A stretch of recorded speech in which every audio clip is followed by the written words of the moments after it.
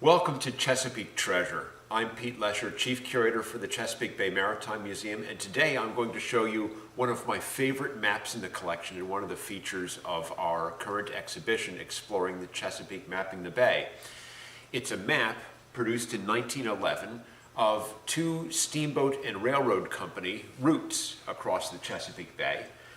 These two companies, the Baltimore, Chesapeake, and Atlantic Railway Company, represented here in red or orange, and the Maryland, Delaware, and Virginia Railway Company, represented across the map in blue.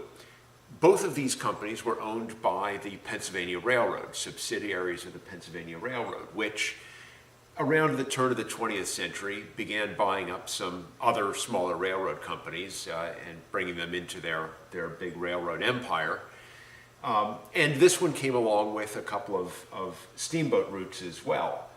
So the railroad for the Maryland, Delaware, and Virginia Railway Company ran from Love Point at the tip of Kent Island across the peninsula over to Rehoboth. But their steamers ran not only from Baltimore to that Love Point connection, but all the way down the bay, up the Potomac River, even up the Rappahannock River, and to various landings in between. Similarly, the Baltimore, Chesapeake, and Atlantic Railway Company, or BC&A, had a railroad line that ran from Claiborne, just outside of St. Michael's, across the peninsula to Ocean City, Maryland, with, again, a steamboat line connecting from Baltimore to the railroad terminus in Claiborne. The first of these companies was formed in 1894, the BC&A. The MD&V followed in 1905.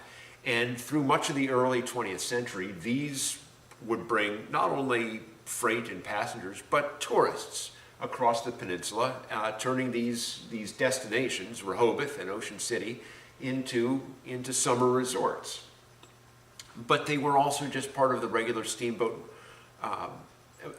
network on the Chesapeake Bay, bringing those goods, agricultural goods from all over the Chesapeake into Baltimore, and providing for all those rural communities a connection to the urban center, to the metropolis of Baltimore.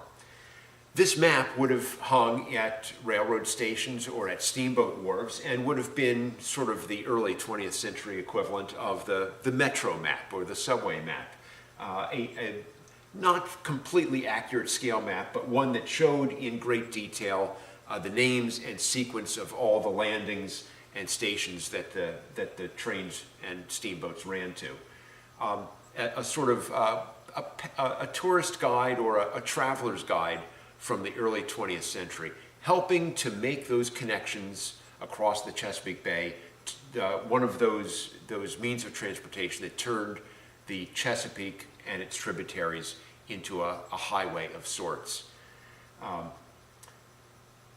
On exhibit now through the end of March, Exploring the Chesapeake, Mapping the Bay.